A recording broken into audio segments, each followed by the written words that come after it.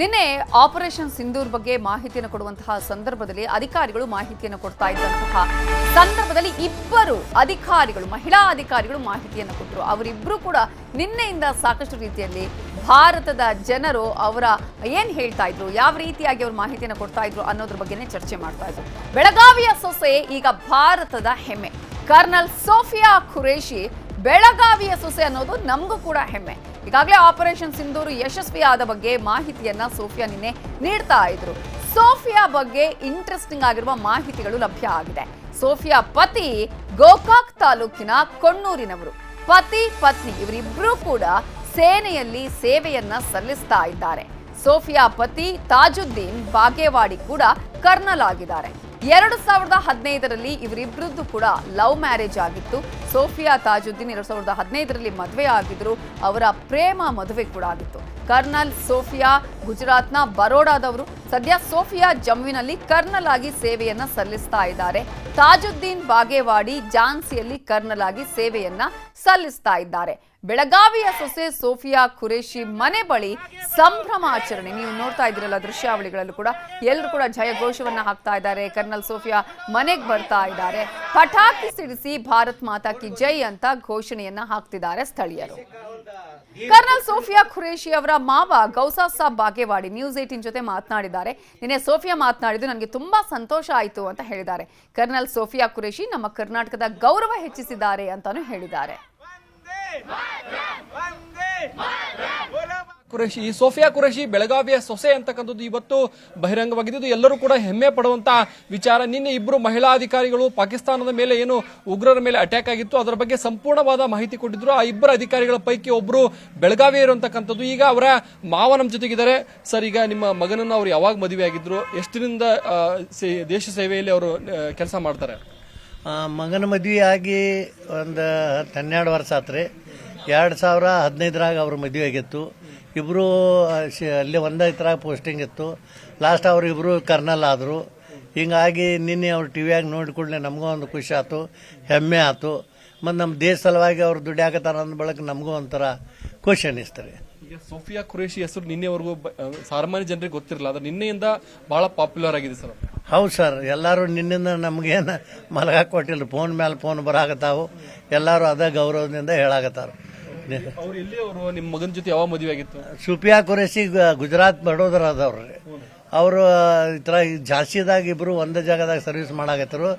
ಅಲ್ಲಿ ಅವ್ರಿಗೆ ಭೇಟಿಯಾಗಿ ಅವ್ರ ಮನಸ್ಸು ಲಾಸ್ಟ್ ನಮಗೆಲ್ಲ ಹೇಳಾರ ನಾವು ಇಲ್ಲಿಂದ ದೈವ ಕರ್ಕೊಂಡು ಹೋಗಿ ಅವ್ರಿಬ್ರದ್ದು ಅರೇಂಜ್ ಮ್ಯಾರೇಜ್ ಮಾಡಿ ಇದು ಮಾಡಿನ್ರಿ. ನಿಮ್ಮ ಮಗ ಇಲ್ಲಿ ಕೆಲಸ ಮಾಡ್ತಾರೆ ಸರ್?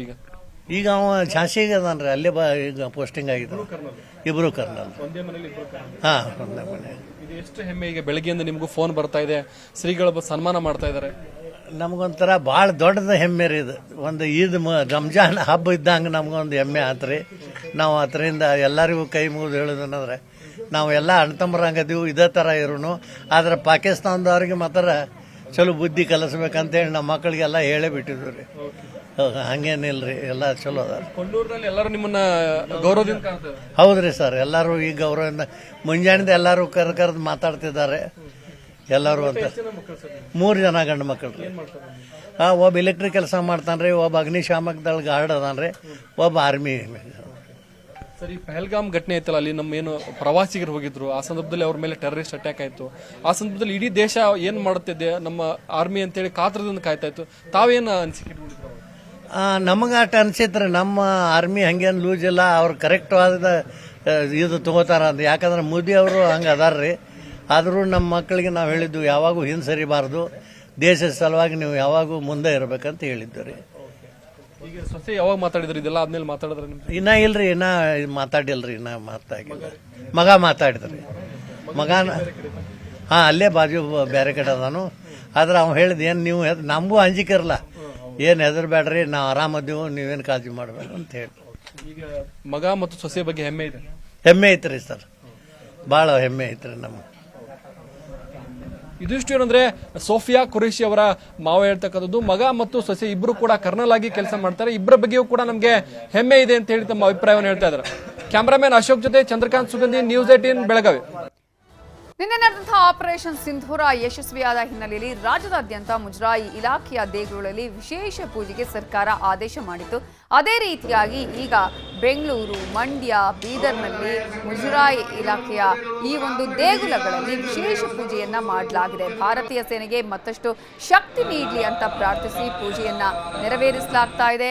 ರಾಯಚೂರು, ಕೊಪ್ಪಳ, ಕಲಬುರಗಿಯ ಅಲ್ಲಿನ ಪ್ರಮುಖ ದೇವಾಲಯಗಳಲ್ಲೂ ಕೂಡ ಯೋಧರ ಹೆಸರಿನಲ್ಲಿ, ಭಾರತೀಯ ಸೇನೆಯ ಹೆಸರಿನಲ್ಲಿ ಪೂಜೆ ಪುನಸ್ಕಾರ, ಹೋಮ ಹವನಗಳನ್ನ ನಡೆಸಲಾಗಿದೆ. ನೀವು ಈಗಾಗಲೇ ದೃಶ್ಯಾವಳಿಗಳು ಗಮನಿಸ್ತಾ ಇದ್ದೀರಲ್ಲ, ಇಡೀ ಕರ್ನಾಟಕದಾದ್ಯಂತ ಅನೇಕ ದೇಗುಲಗಳಲ್ಲಿ, ಮುಜರಾಯಿ ಇಲಾಖೆಯ ದೇಗುಲಗಳಲ್ಲಿ ಪೂಜೆಯನ್ನ ಹಮ್ಮಿಕೊಳ್ಳಲಾಗಿದೆ.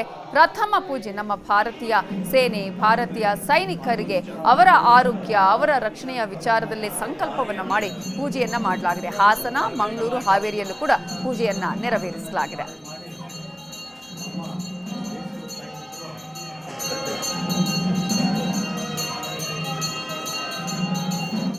ಈಗಾಗಲೇ ಆಪರೇಷನ್ ಸಿಂಧೂರ ಸಕ್ಸಸ್ ಆದ ಹಿನ್ನೆಲೆಯಲ್ಲಿ ಮಸೀದಿಗಳಲ್ಲೂ ಪ್ರಾರ್ಥನೆಗೆ ಸರ್ಕಾರ ಆದೇಶವನ್ನ ಮಾಡಿದೆ. ವಕ್ಫ್ ಸಚಿವ ಜಮೀರ್ ಅಹಮದ್ ಖಾನ್ ಸೂಚನೆಯನ್ನ ಕೊಟ್ಟಿದ್ದಾರೆ.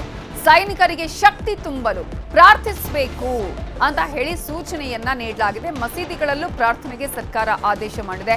ರಾಜ್ಯದ ಎಲ್ಲಾ ಮಸೀದಿಗಳಲ್ಲಿ ಪ್ರಾರ್ಥನೆಗೆ ಸೂಚನೆಯನ್ನ ನೀಡಲಾಗಿದೆ. ಈಗಾಗಲೇ ದೇವಸ್ಥಾನಗಳಲ್ಲಿ ಮಾತ್ರ ಅಲ್ಲ, ಮಸೀದಿಗಳಲ್ಲೂ ಪ್ರಾರ್ಥನೆಯನ್ನ ಮಾಡಬೇಕು. ನಮ್ಮ ಸೈನಿಕರಿಗೆ ಶಕ್ತಿ ತುಂಬೋದಕ್ಕೆ, ದೇವರ ಅನುಗ್ರಹ ಇರಬೇಕು ಅಂತ ಹೇಳಿ ಪ್ರಾರ್ಥನೆ ಮಾಡೋದಕ್ಕೆ ಸೂಚನೆಯನ್ನ ನೀಡಲಾಗಿದೆ.